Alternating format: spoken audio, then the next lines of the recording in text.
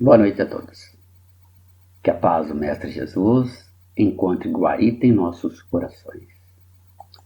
Hoje vamos fazer mais uma preleção para os nossos estudos, mas antes de nós iniciarmos, vamos fazer uma pequena prece, elevando nossos pensamentos a Jesus, Mestre amado, pedindo o seu amparo nesses momentos felizes que nos encontramos, aonde vamos tomar conhecimento de mais algumas lições do Evangelho.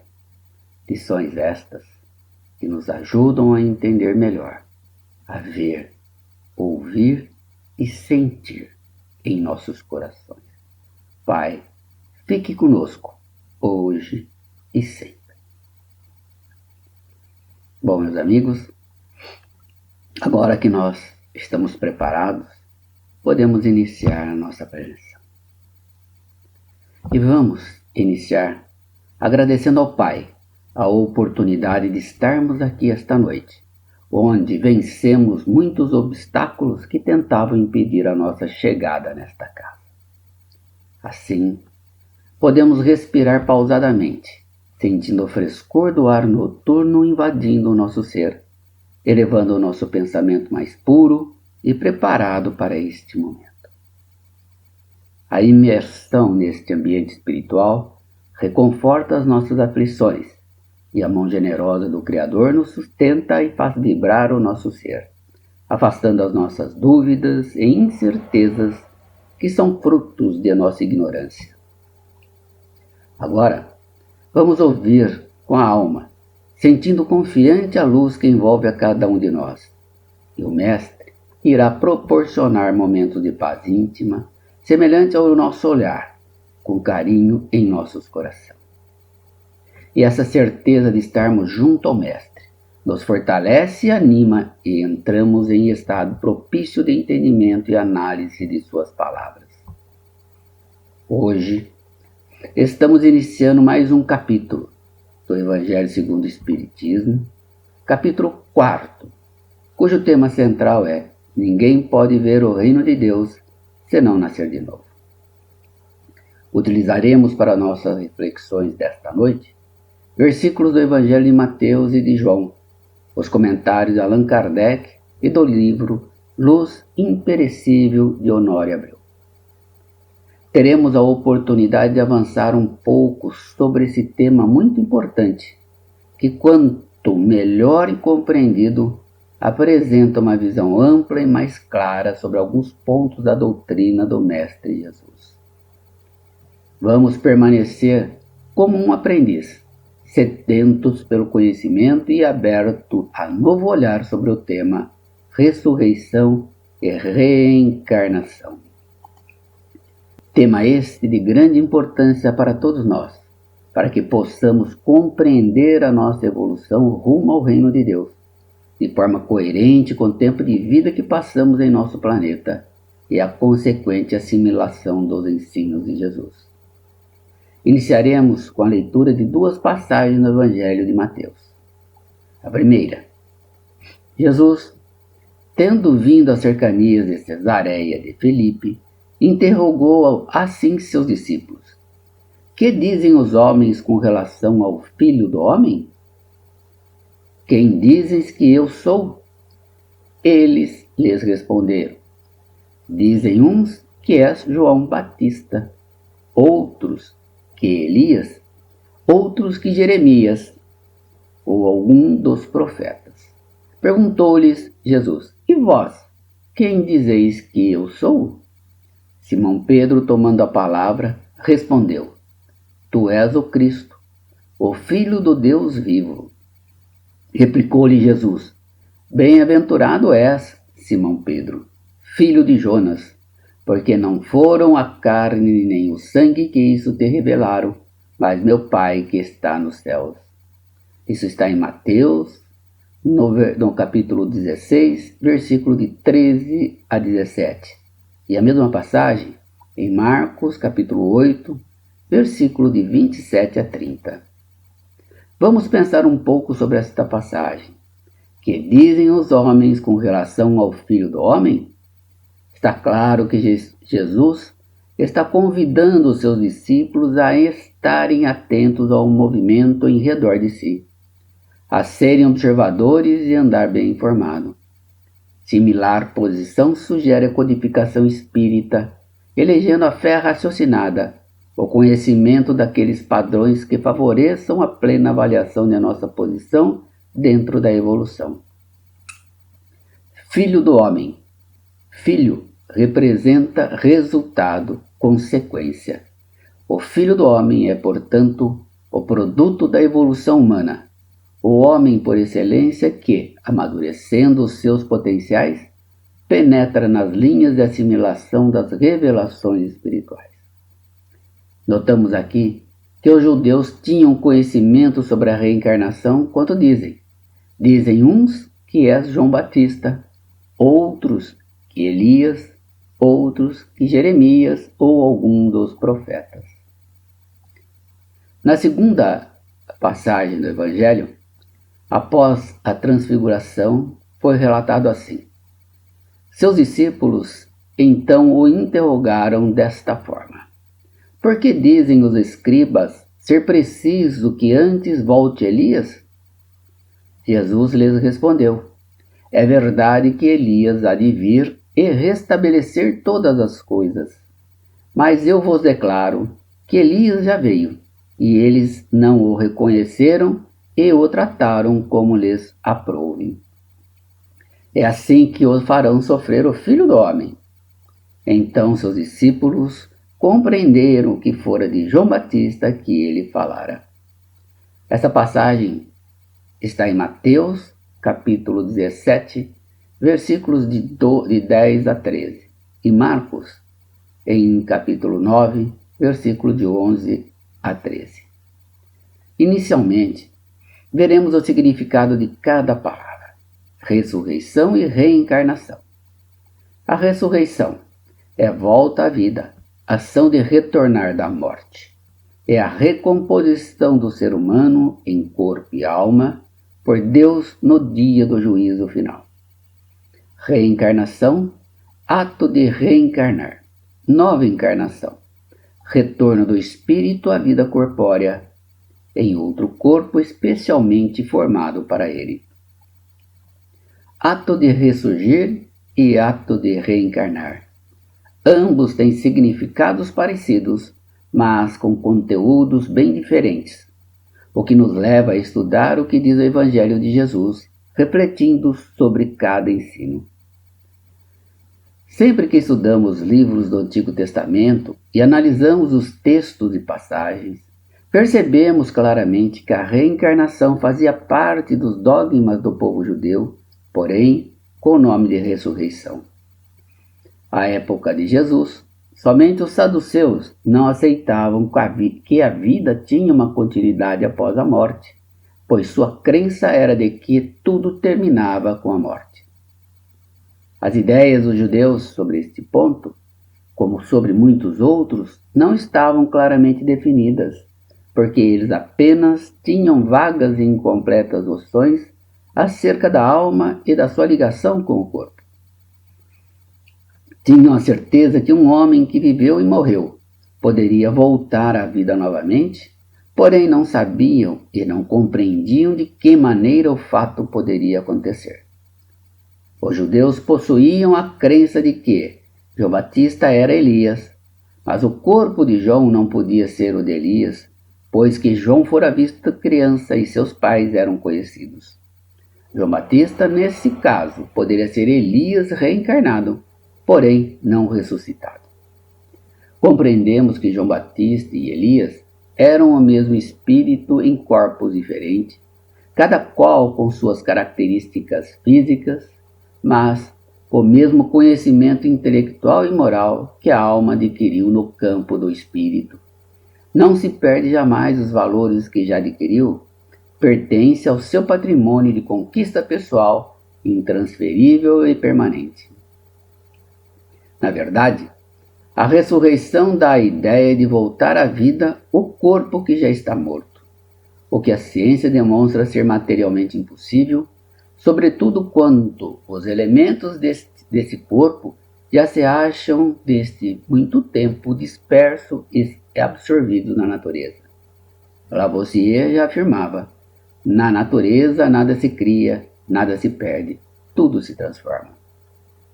A reencarnação é a volta da alma ou espírito à vida corpórea, mas em outro corpo especialmente formado para ele, e que nada tem de comum com o antigo. Compreendemos então que os corpos são novos, mas o espírito é o mesmo. A ressurreição é do espírito e não do corpo. É o espírito imortal que, após a morte e transformação do corpo físico, ressurge e se manifesta aos que ficaram no mundo, comprovando sua sobrevivência e a conservação da sua individualidade. A ideia de que João Batista era Elias e de que os profetas podiam reviver na terra aparece em muitas passagens dos evangelhos, notadamente nos acima citados. E se essa ideia fosse um erro, Jesus não deixaria de combater, como combateu tantas outras. Longe disso, ele a sanciona com toda a sua autoridade e a põe por princípio e condição necessária quando diz: ninguém pode ver o reino de Deus se não nascer de novo. E insiste, acrescentando: não te admires de que eu te haja dito ser preciso nasças de novo.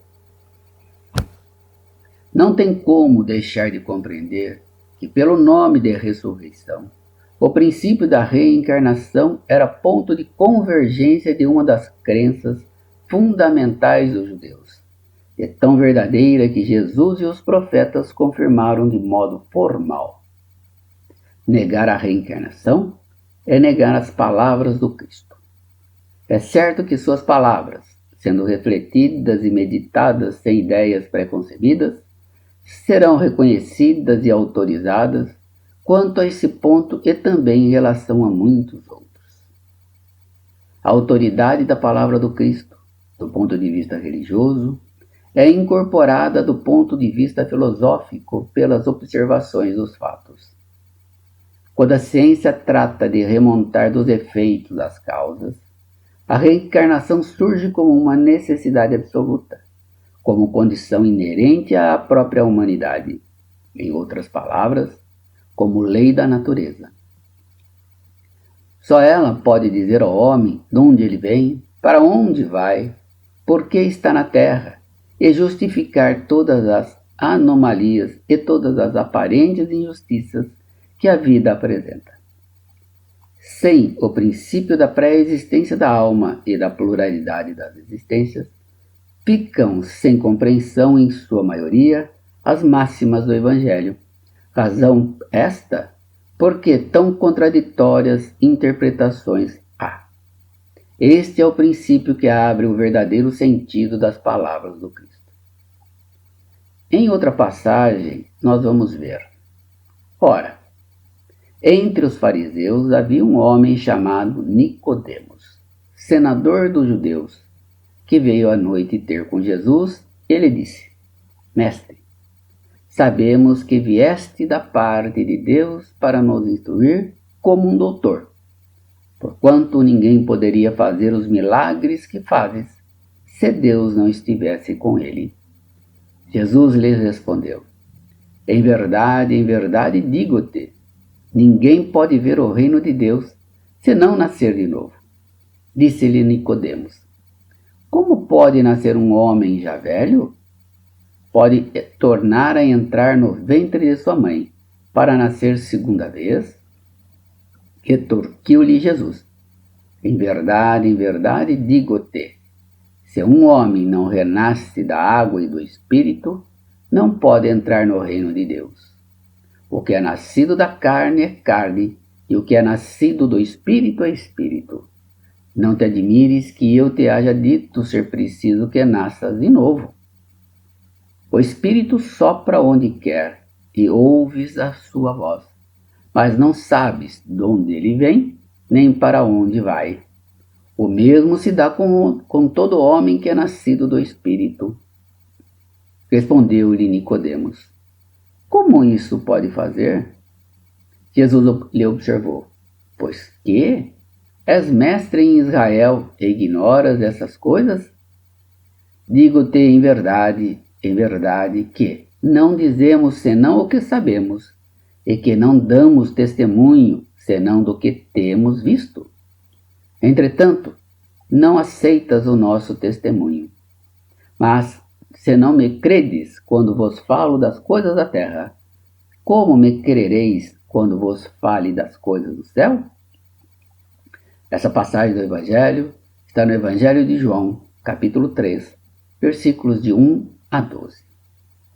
Os fariseus, à época de Jesus, afastavam-se de tudo que pudesse contaminá-los.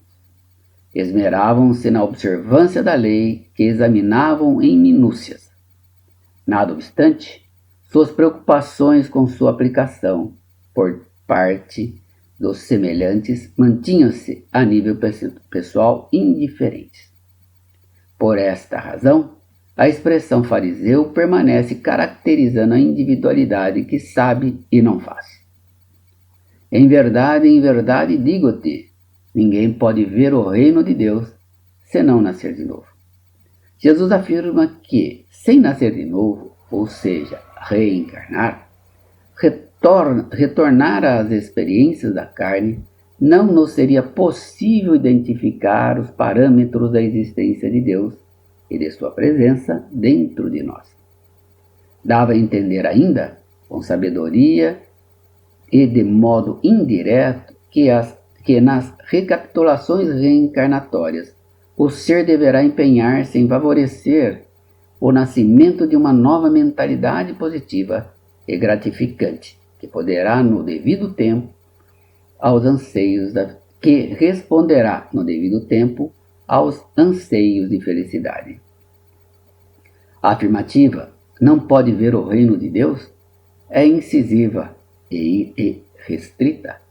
Somente pela assimilação de recursos que a reencarnação proporciona, estará a criatura capacitada a visualizar padrões que lhe assegurarão o avanço no rumo do equilíbrio e da paz. Como pode nascer um homem já velho? Pode tornar a entrar no ventre de sua mãe para nascer segunda vez? Esta pergunta de Nicodemos concluía de modo objetivo a impropriedade de o espírito retornar com seu antigo equipamento carnal ao ventre de sua mãe. Se um homem não renasce da água e do espírito, não pode entrar no reino de Deus. É a lei. A reencarnação estará presente enquanto necessitamos recolher o conteúdo indispensável ao aperfeiçoamento nos seus vários níveis. A significação do termo água não está empregada na acepção que lhe é própria. Na época, os conhecimentos eram imperfeitos sobre as ciências físicas. Eles acreditavam que a Terra saíra das águas e por isso consideravam a água como elemento gerador absoluto. Assim é que em Gênesis, capítulo 1, se lê: o Espírito de Deus era levado sobre as águas, flutuava sobre as águas. Que o firmamento seja feito no meio das águas. Que as águas que estão debaixo do céu se reúnam em um só lugar e que apareça o elemento árido. Que as águas produzam animais vivos que nadem na água e pássaros que voem sobre a terra e sob o firmamento. Segundo essa crença, a água se tornara o símbolo da natureza material, como o espírito era o da natureza inteligente. Estas palavras, se o homem não renasce da água e do espírito, ou em água e em espírito, significa: se o homem não renasce com o seu corpo e sua alma. É nesse sentido que a princípio os compreenderam. Tal interpretação se justifica, aliás, por estas outras palavras: o que é nascido da carne é carne, e o que é nascido do espírito é espírito. Jesus estabelece aí uma distinção positiva entre o espírito e o corpo. O o que é nascido da carne é carne, indica claramente que só o corpo procede do corpo e que o espírito é independente dele, pois somente Deus pode criar o espírito. O espírito sopra onde quer, ouve-lhes a voz, mas não sabes de onde ele vem, nem para onde vai. Pode-se entender de duas maneiras. A primeira, como sendo o Espírito de Deus, que dá vida a quem ele quer, e por ser onipresente, está em toda parte, mas não podemos localizá-lo. A segunda, como sendo o espírito do homem que, ao reencarnar, esquece suas experiências anteriores. Significa que ninguém sabe o que foi, nem o que será o espírito. Se o espírito ou alma fosse criado ao mesmo tempo que o corpo, saber-se-ia de onde ele veio, pois que se lhe conheceria o começo. Como quer que seja, essa passagem consagra o princípio da pré-existência da alma e, por consequente, o da pluralidade das existências. Pois que és mestre em Israel, ignoras estas coisas? Com esta resposta, Jesus deixava entender que, ao lado de uma ampla cultura, podem permanecer significativas expressões de ignorância, a exigirem posturas de decisiva humildade, nem sempre possível de se adotar em decorrência das capas do personalismo que ainda trajamos e alimentamos, através dos títulos exteriores que cultivamos nos milênios. A simplicidade é chamada a fim de que possamos diagnosticar os focos de nossa carência, sem o que se tornará impossível atingir as novas metas que visualizamos ao longo do tempo. Entretanto, não aceitas o nosso testemunho. Essa frase de Jesus é muito significativa, pois só pode dar testemunho quem já vivenciou. A nossa realidade, muitas vezes, põe em dúvida o testemunho de Jesus. A condição de êxito prende-se, portanto, à firme decisão de desarticular tendências sistemáticas à cristalização mental, que residem em nós. O sentimento é o campo em que se assentará o processo de crescimento espiritual. Agora, com o conhecimento da necessidade de reencarnar diversas vezes, começamos a pensar: será que existe um limite para a encarnação? E nesse ponto, recorremos ao espírito de São Luís, que vem ao nosso auxílio. A reencarnação não tem um limite propriamente dito. Conforme o espírito vai somando os valores morais, isto é, o espírito se purifica, ele deixa de necessitar de corpos tão pesados quanto ao nosso corpo atual. Assim que o espírito adquira qualidades morais que o planeta lhe ofereça, vai a mundos mais adiantados, onde o corpo é menos compacto, menos pesado e menos grosseiro, tendo como consequência menos vicissitudes. Conforme o mundo em que é levado a viver, o espírito reveste o corpo apropriado à natureza desse mundo. Vai deste modo, tornando-se cada vez mais etéreo, até a depuração completa, que é a condição de espíritos puros. O estado de desprendimento em que se encontram lhes permite ir a toda parte onde os chamem as missões que lhes estejam confiadas. Se considerarmos do ponto de vista material a encarnação, tal como se verifica na Terra, poder-se-ia dizer que ela se limita aos mundos inferiores. Depende, portanto, do espírito libertar-se dela mais ou menos rapidamente, trabalhando pela sua purificação. Deve também considerar-se que, no estado de desencarnado, isto é, no intervalo das existências corporais, a situação do espírito guarda relação com a natureza do mundo a que o liga o grau de seu adiantamento. Assim, na erraticidade, é ele mais ou menos ditoso, livre e esclarecido, conforme está mais ou menos desmaterializado.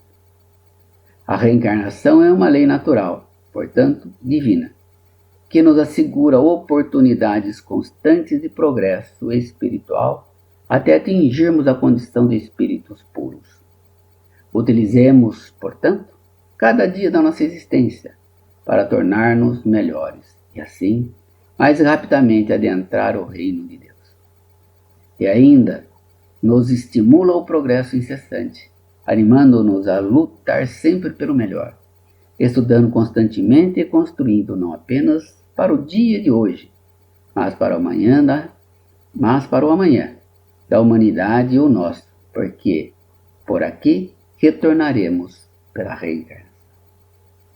Obrigado a todos, uma boa noite. Amigos, depois de nós ouvirmos a preleção, nós sempre temos em nossos corações mais aliviados, mais em paz, e podemos, deste modo, estarmos preparados para fazermos caridade, a caridade da vibração. E eu convido todos vocês agora para a nossa vibração. E elevando o nosso pensamento a Jesus, Mestre amado, vamos dirigir-nos mentalmente a cada um dos nossos familiares, a quem Deus outorgou para nós nesta existência, para que convivêssemos, nos acertássemos e nos ajudássemos mutuamente. Então vamos até eles, abraçarmos, principalmente para aquele familiar um pouco mais difícil, apertando ele ao nosso coração e dizendo do fundo da nossa alma: irmão, nós podemos ter diferença, mas nós amamos e nos queremos bem. Vamos prosseguir juntos rumo ao Senhor. Vibremos então pelos nossos familiares.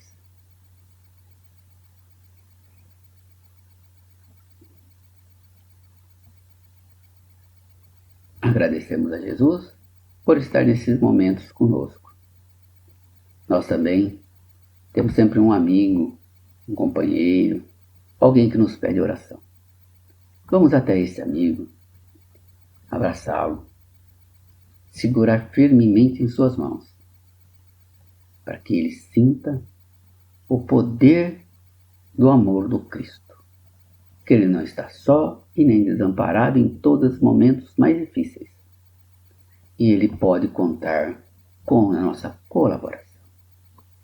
Vibremos então por esse amigo querido.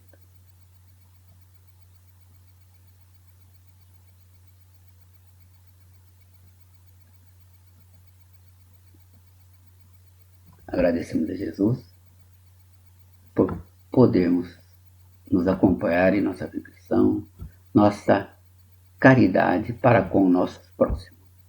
E assim vamos nos despedindo de Jesus nesse momento de oração, pedindo para que Ele nos acompanhe sempre, para que nós não o abandonemos na nossa caminhada, pelas nossas diversas reencarnações, por diversos momentos, até o final dos tempos. Obrigado, Jesus, e obrigado a todos vocês por mais este dia. Até mais.